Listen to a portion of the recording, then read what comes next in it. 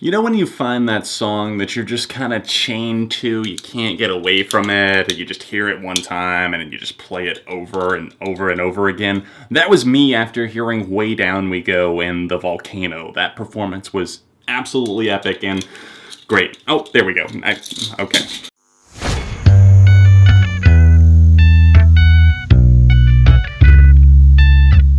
Well, I tried way too hard for that opening joke on that. What's up, everyone? It is finally time for a long past due album review of the second studio album, AB, by Icelandic rock band Kaleo. This band has recorded an album all in Icelandic, I believe, and this second one only has one track in that. I'm not even going to try and pronounce the name of that one, or even the name of their lead singer, because I know that I will fuck it up beyond belief. These Icelandic rockers have a very distinct bluesy, rocky sound to them, kind of rough around the edges, and I went back and listened to some of their earlier material, and I can definitely see their origin stories, their influences from some other kind of garage rock bands, and some other rough around the edges type garagey, bluesy stuff that has come out of the 2000s, and as a result of that, I do feel like they suffer a little bit from a lack of originality, but at the same time, they're doing some really, really cool stuff. Their vocalist is really unparalleled. He's very unique in the rock and roll scene in the present day, so I was very interested. I checked out their record last June whenever it came out, and I'm just now getting to it because I'm getting a lot of requests because they are getting a lot of buzz right now. Their album has kind of worked its way up the charts along with Way Down We Go, which deservedly so, a fantastic, breathtaking song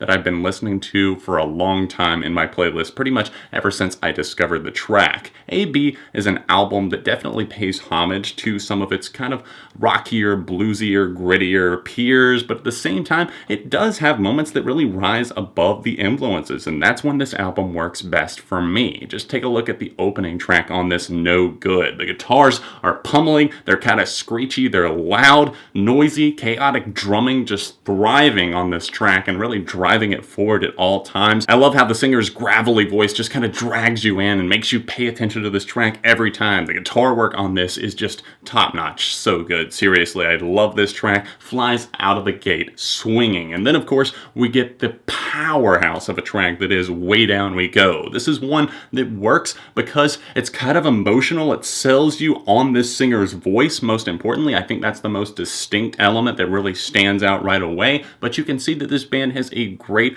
knack for playing together in rhythm, in unison, bringing all of these elements together that wouldn't maybe normally work so well to help it stand out, but they make this atmosphere, and it almost feels like they're playing in a volcano even when they're not. That was only a one-time thing, but kudos to them for actually doing it. If it had been a live volcano, maybe I'd be a little bit more impressed. Kidding, come on, do you think I'm a savage? All the Pretty Girls was getting a lot of buzz in the United States and around the world. It was blowing up the AC charts, and I had to check that one out as well before the album even came out. The song was floating around, and I do enjoy it, but I definitely don't feel like it's one of the best songs on the album. That's probably an unpopular opinion to have, but I feel like this one's a bit slow and a little bit tedious, especially when looped on the album. I play this in the context of the record, 10 songs, about 40 minutes or so, and you're listening through it, and I wouldn't say that this is one that just jumps off of the track listing. He gets a little bit more into the falsetto range here, and it is a slow and delicate, brooding track that does kind of have some explosion to it,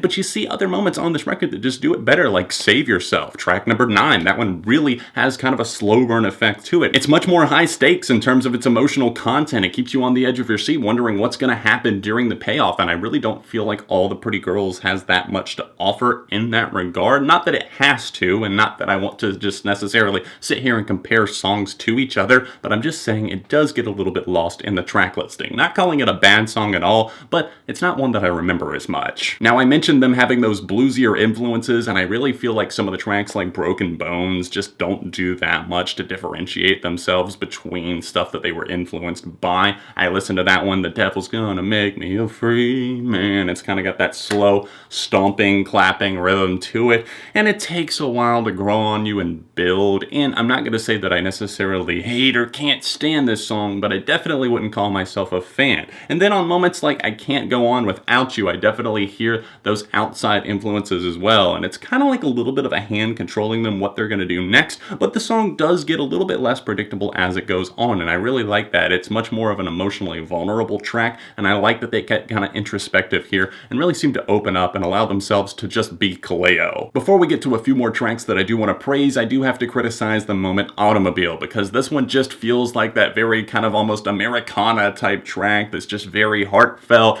and you know, you're embracing your roots and you're growing up and you've got your new car and you're just out on the road and you're building it yourself, and it just feels like an ad for a Chevy commercial or something like that. I wouldn't be surprised if I saw this used as the background of a commercial, at least the instrumental. It just feels very sentimental. It's like trying to pull at some sort of nostalgic or heartfelt string, and it doesn't click with me whatsoever. It's not working for me. I would probably say that Automobile is the track that I skip the most and probably the worst song on the album. Back to some things that I have to praise. I really do like the track that's sung in Icelandic. It's one that, even though I don't know what's going on here, I really like it, and it feels very kind of inspirational. It's slow and brooding. It has that pace about it, but at the same time, there's a lot of payoff there, and it does feel kind of emotional in a way, and that's weird that you would feel emotional about something that you can't even understand, or a connection to something that you don't really understand.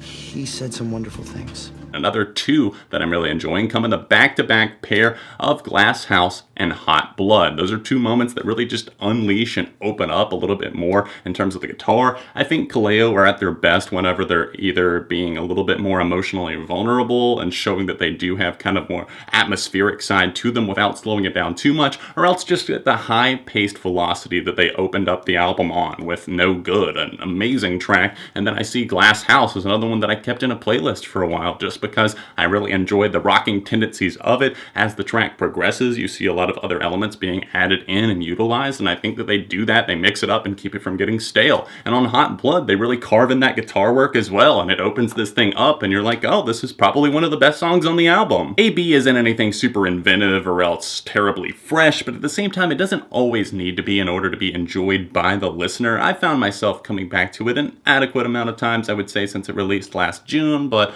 overall, I could say that I have conflicted or else mixed feelings on it. I do feel like there's some songs you could really cherry pick off of this thing, throw in some playlists, maybe a great rock playlist or something like that. Obviously, the massive single Way Down We Go is a must here. Save Yourself is another great one. Glass House, Hot Blood, and even especially the opener No Good are tracks that you don't want to miss out on. I would give this album a strong 3, maybe even a light 3.5 out of 5. Be sure to let me know your thoughts on it in the comment section down below. And I'm sorry, once again, that it took me so long to get to this one, and thank you for bringing it back to my attention. I really don't normally do this, so don't start requesting albums that came out forever ago. I just saw this one getting a lot of attention, a lot of buzz, and I figured it was finally time to give it a proper review. Thanks for watching and leaving a like on the video today. Subscribe to the channel because friends don't let friends go unsubscribed. 2 other reviews that I think you'll like right here. Social media linked in the description. Other than that, I'll see you very soon right here on ARTV.